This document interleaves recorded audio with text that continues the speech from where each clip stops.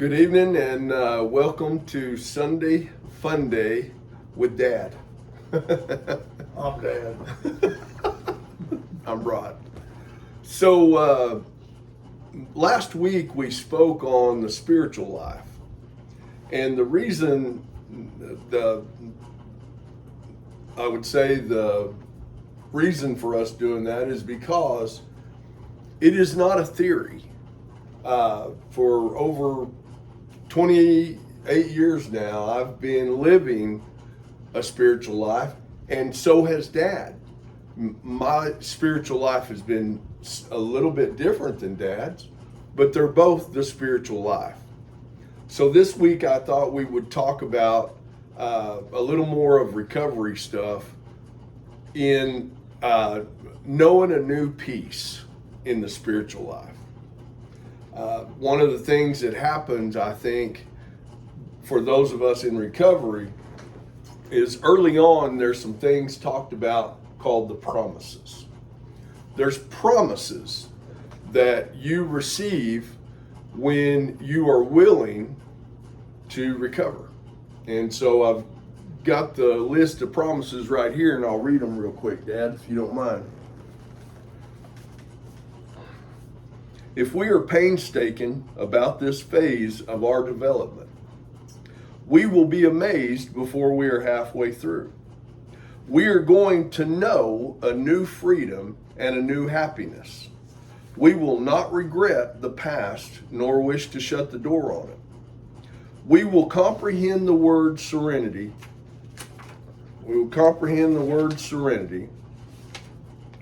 And we will know peace, no matter how far down the scale we have gone.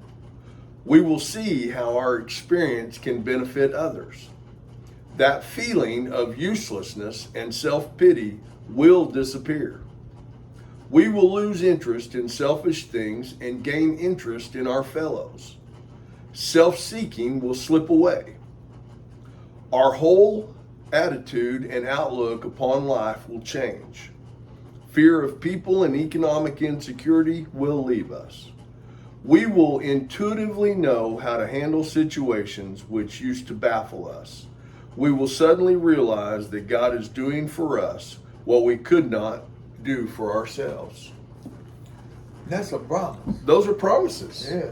Every one of them. Yeah. And I must admit, I have encountered those promises, some of them numerous amounts of time, and some of them on different levels.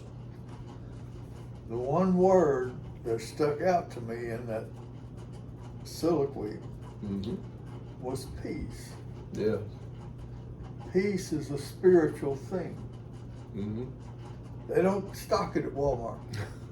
No. Okay? You can't order it off Amazon. It's not tangible. It's not tangible. No. Peace is a spiritual thing. Yeah. Your higher power is a spiritual thing. And the way he ministers to you is in the spirit. He's a spirit, or she, whatever your higher power is, or it, some of you. But that's a spirit that you're dealing with, and the way that spirit deals with you is in the spirit. Now, your pineal gland is the receiver for the spirit. True. Okay, some people call it the third eye, or I don't know any of that mystic stuff. I just know it's the pineal gland, and it receives the spirit. Now, all of your experiences are stored in prisms with different colors, and according to your perception, it's what the pure spirit reflects to you. Just like a prism reflects light.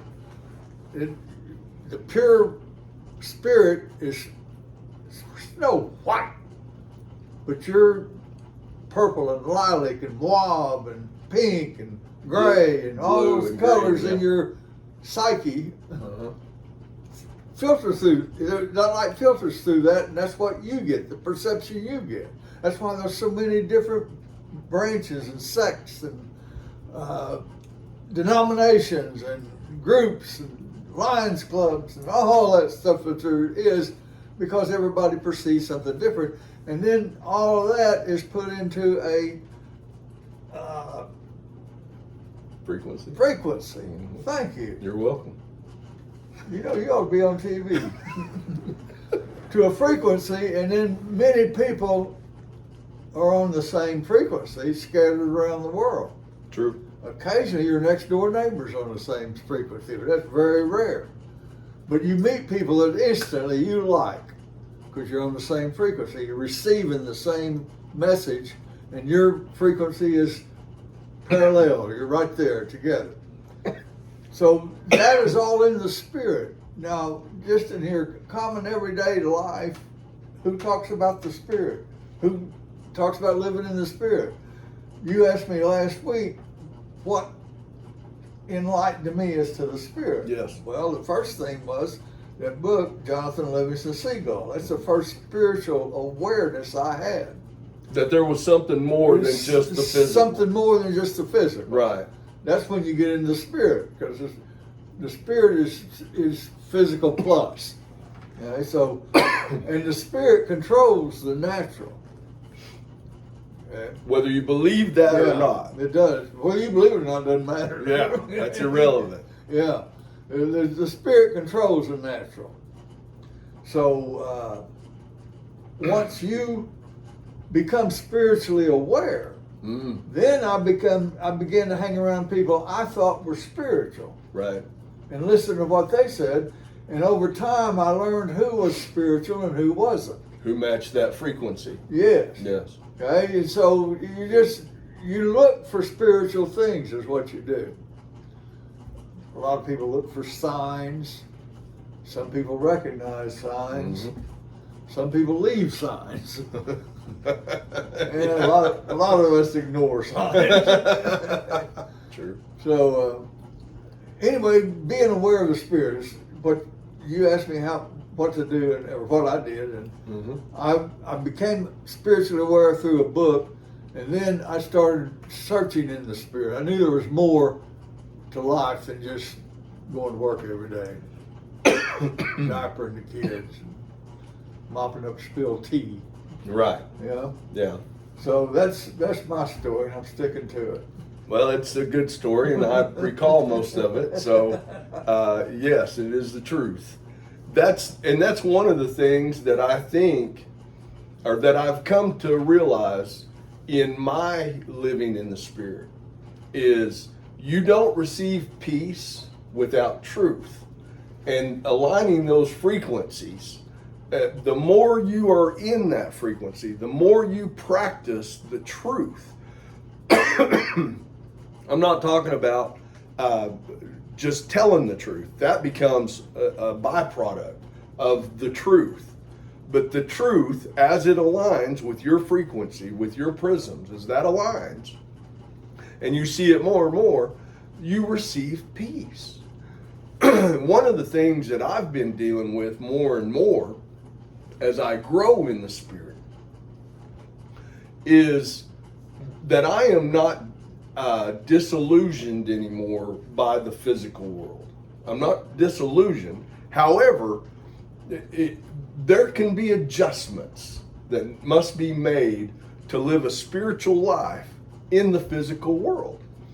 One of the things that I can compare it to is I sometimes am around people who drink. When they drink, it affects my spirit. It doesn't make me go drink. It doesn't make me want to go drink. But it does have an effect on my spirit. Alcohol is a spirit.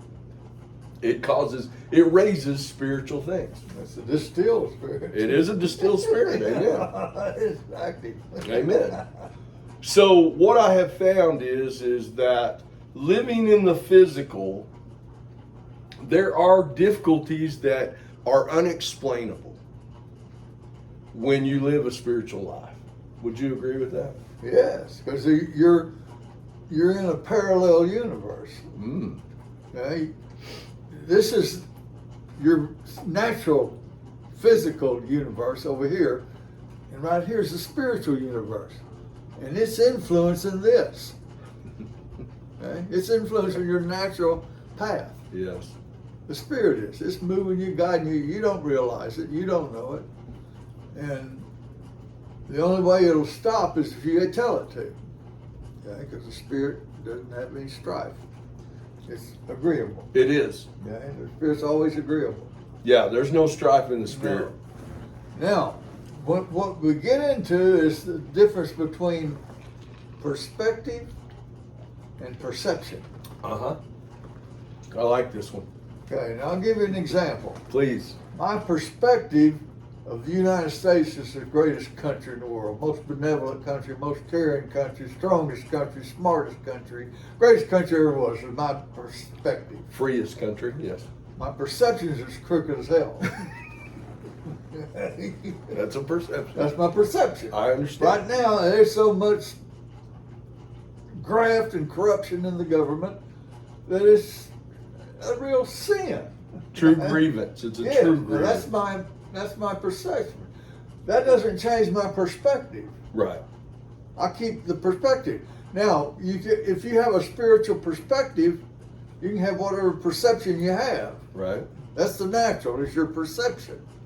Keep your perspective on the spirit because it controls. Absolutely. And once you become accustomed to that, it's like the eagle soaring above the storm. That's right. You just lock your wings and float it out. You know? That's right. And because you're in the spirit of things. So that is my advice on that. And that's a perfectly good example of the perspective and the perception, because that perspective for me is the roots of my belief, which for me, it wasn't just a book, it was the way that I lived my life is what made me understand that the spiritual life was not theory. The spiritual life was not something that was some pie in the sky, heaven after you die thing, or somewhere out there in the universe.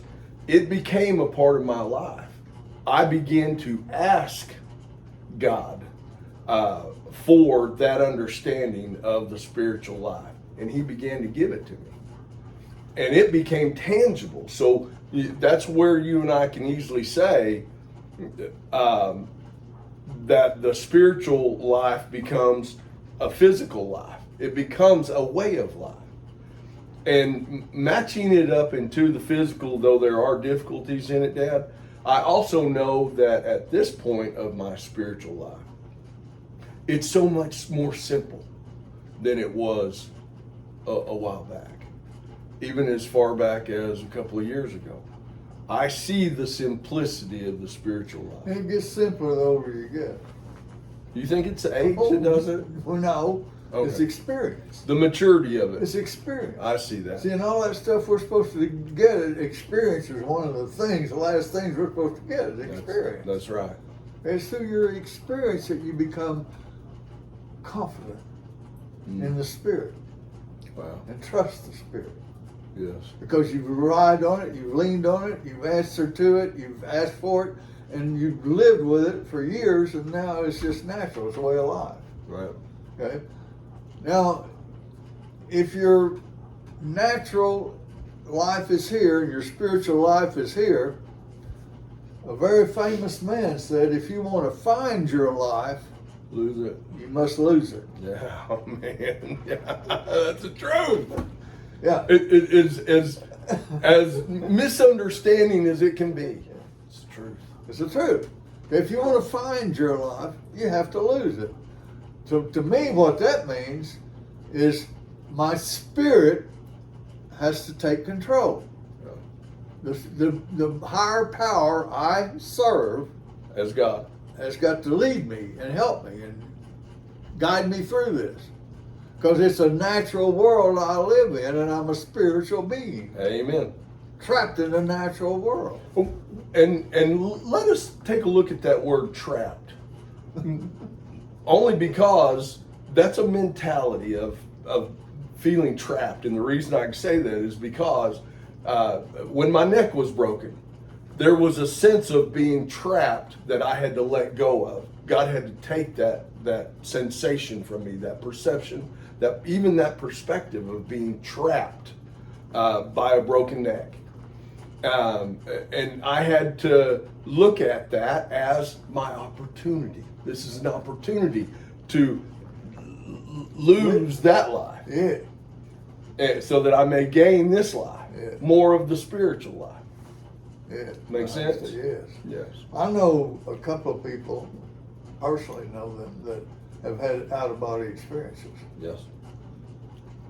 One discovered a healing remedy while he was having an out-of-body experience. Yes, it did. And we can talk about that for hours, but I have never had an out-of-body experience That you're aware of. that I'm aware of. Yeah. Right. Yeah. Okay. But I've heard of people who do. Your spirit can escape your body. But you are a spirit. Yes, you are. You live in a body. Hmm. You have a soul. Yes. So the soul needs to be restored. There's one of those Psalms that talks about that. He restoreth my soul. There it is. My higher power restored my soul. Yep. He renewed my mind, emotion, will, desire, and affection. Renewed it. Not just. It's not just a one-time thing. He continues to renew my soul. After I have experienced that first one that I'm aware of, he continues to renew me, renew my soul through my spirit. If that makes sense to you. Yeah. Yeah. Yeah. Well, what do you think? You got anything else you'd like to add? No, I've said it all. Me and Rush Limbaugh. Once he said it, he said it all. You said it all. I miss Rush. I know you do. Man, I miss Charlie. I miss Charlie Kirk. Anyway, I miss Clinton. He was funny. he did an interview with Newscomb. Oh, really? Yeah. And it's disastrous. He fell apart. You know, when he was 16 years old in Hot Springs, his stepfather bought him a El Camino for his 16th birthday. I thought he grew up in Hope. No. Oh, Hot Springs, okay. Hot Springs where he grew up. Oh, okay. Okay. He's from Hope. Oh, okay. Okay. But he grew up in Hot He Springs. grew up in Hot Springs when he was a teenager. And so he got it out on the interstate, and he used to do about 80 miles an hour. I would have told him to pull it over. Uh-huh. Walked up to the car and said, "Boy, you got any ID?" Clinton said, "About what?" Let us not forget Wednesdays at 10 a.m. Dad does Meat of the Matter, which is an extremely good Bible study, and he explains what the word means. And so, if you have an opportunity, please watch Dad on the Meat of the Matter. Yeah, and I got a big slab of prime rib that's coming. Woo! And, You know that's good. yeah. Hey, thank y'all. Good night. God bless you. Appreciate you.